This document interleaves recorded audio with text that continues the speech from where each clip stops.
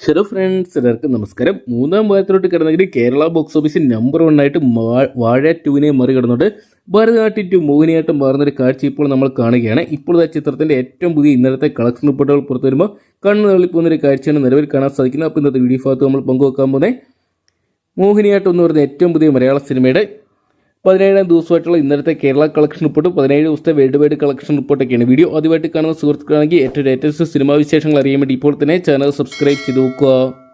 സൈജു കുറുപ്പ്, സുരാജ് വെഞ്ഞാറമൂട് തുടങ്ങിയവരൊക്കെ കേന്ദ്ര കഥാപാത്രമാക്കി 2025 ഭരതനാട്യം ഡയറക്ട് ചെയ്ത കൃഷ്ണദാസ് മുരളി അണിയിച്ചൊരുക്കിയ ചിത്രമാണ് ഭരതനാട്യം 2 മോഹിനിയാട്ടം എന്ന് പറയുന്ന സിനിമ. രണ്ടാം വരവിൽ ചിത്രം വലിയൊരു ബോക്സ് ഓഫീസ് കളക്ഷൻ സ്വന്തമാക്കുന്ന ഒരു കാഴ്ചയാണ് കാണാൻ സാധിക്കുന്നത്.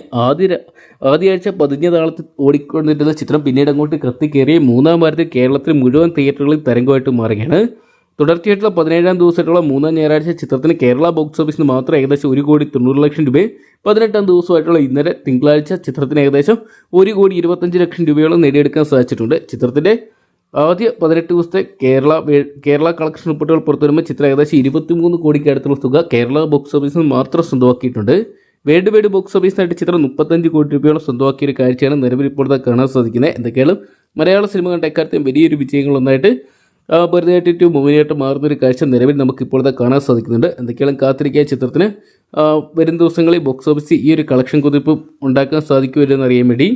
അപ്പം ഭരതനാട്യം 2 മോഹിനിയാട്ടം എന്ന് പറയുന്ന സിനിമ നിങ്ങൾ ഇതിനോടൊപ്പം തന്നെ കണ്ടിട്ടുണ്ടെങ്കിൽ നിങ്ങളുടെ വലിയ അഭിപ്രായങ്ങൾ കമൻറ്റ് ബോക്സിൽ പങ്കുവെക്കുക. വീഡിയോ ഇഷ്ടപ്പെട്ടെങ്കിൽ ലൈക്ക് ചെയ്യാനും ഷെയർ ചെയ്യാനും ചാനൽ സബ്സ്ക്രൈബ് ചെയ്യാനും മറക്കണ്ട.